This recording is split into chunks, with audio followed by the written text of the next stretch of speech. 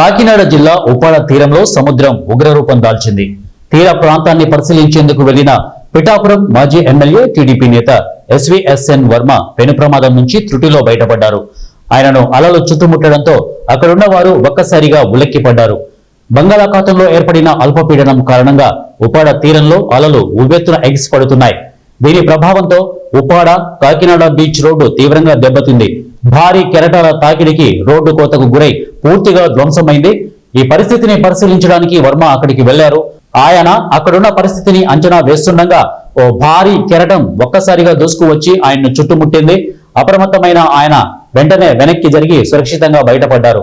అనంతరం ఆయన కొత్తపట్నం గ్రామానికి వెళ్లి సముద్రపు నీటితో నష్టపోయిన మత్స్యకారులతో మాట్లాడారు.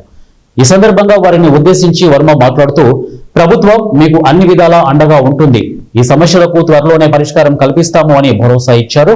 మరోవైపు అధికారులు ముందు జాగ్రత్త చర్యగా బీచ్ రోడ్డుపై రాకపోకలను పూర్తిగా నిలిపివేశారు. అలల ఉధృతి తగ్గే వరకు ప్రజలు అప్రమత్తంగా ఉండాలని సూచించారు. మత్స్యకారులు వేటకు సముద్రంలోకి వెళ్లవద్దని హెచ్చరికలు జారీ చేశారు.